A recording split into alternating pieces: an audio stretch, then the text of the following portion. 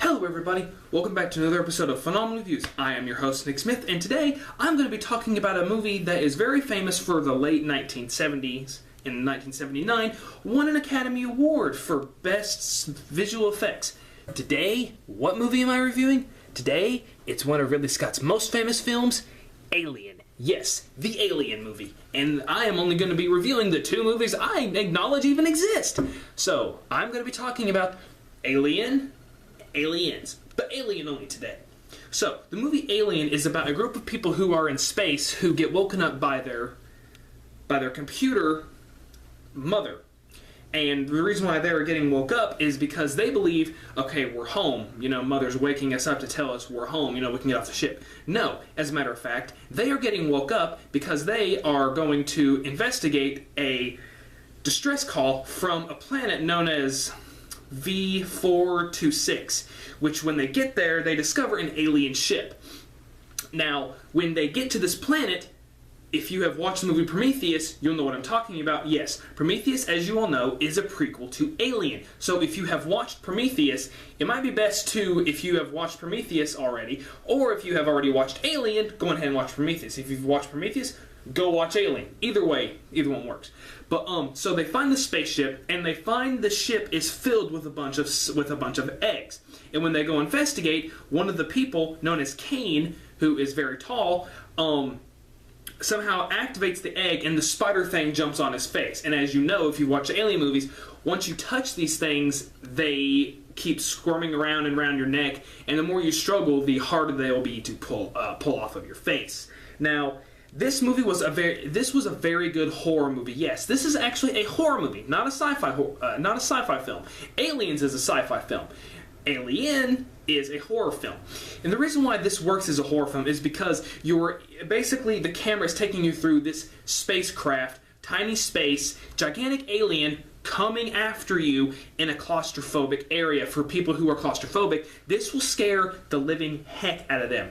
I honestly do recommend that you go and watch this movie Alien. It is filled with drama, it is filled with tension, horror, laughs, stuff that will disgust you to this very day.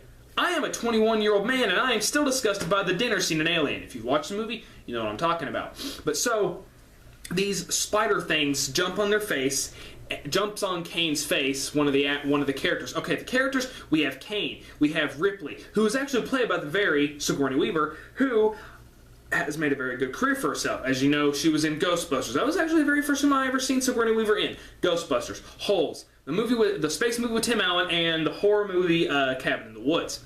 So, they're all working on the spaceship, and we also have Ash, who was the doctor, and we have Brett, and we have Brett, we have Dallas, we have Lambert, we have Parker. And you know, of course, like how I said in the beginning, they're all wondering, okay, well, why are we awake? How far are we from home? And turns out they're 10 months away from Earth, when Mother has awakened them to go investigate a distress signal. Now, when they discover that this thing is on Kane's face, something is very odd with Ash, because Ripley keeps saying, no, we're not going to open the hatch. We're not going to open the hatch. Because, you know, if you've ever worked in space, or if you've ever worked with anything like that, if something weird is attached to your body or has infected one of the people, if you let it on the ship, you could be infected as well. So, Ripley, obeying the orders, saying like, yes, you are my commanding officer, because her commanding officer is saying, let us in, that is an order. She says no, because, you know, it's protocol, it's containment protocol. So, Ash lets them in, and he's the head of the science division, but as you notice, things start to go kind of bad.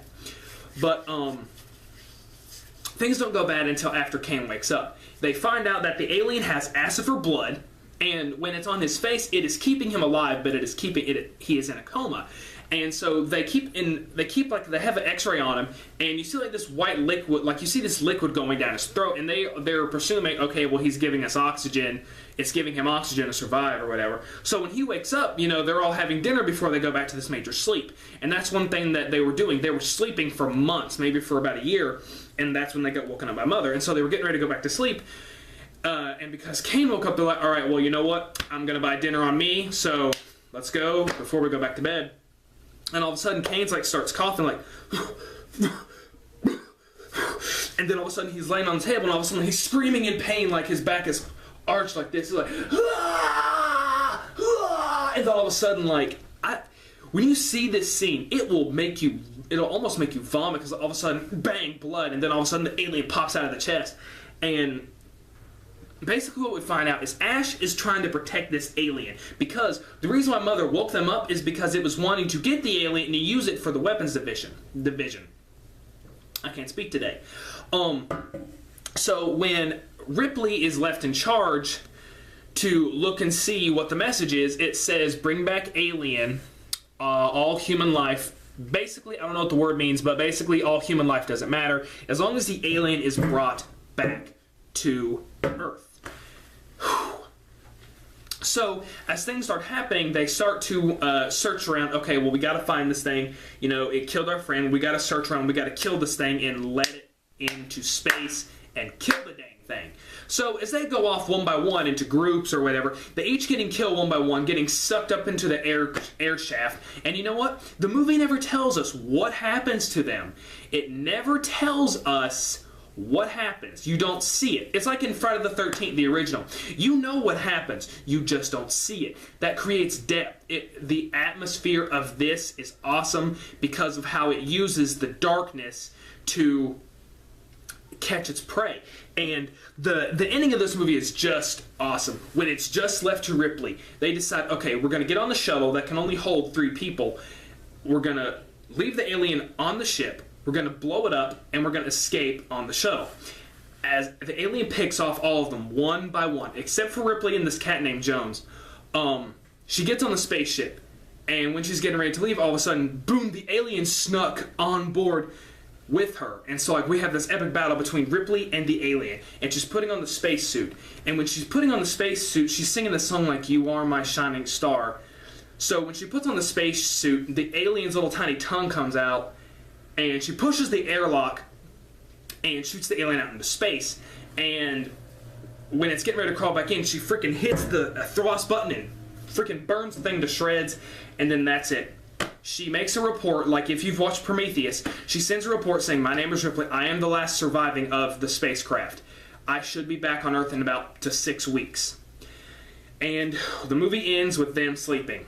Now, honestly, guys, I strongly recommend you guys go and buy the Alien movies. If you are into sci-fi, if you are into aliens, or any of that stuff, Ridley Scott's 1979 award-winning horror movie Alien is definitely something I would pick up at Walmart. It's only $7.50 plus tax, $8. I strongly recommend it, guys. Stay tuned for my Aliens review, which I'll be reviewing very soon. Have a nice day.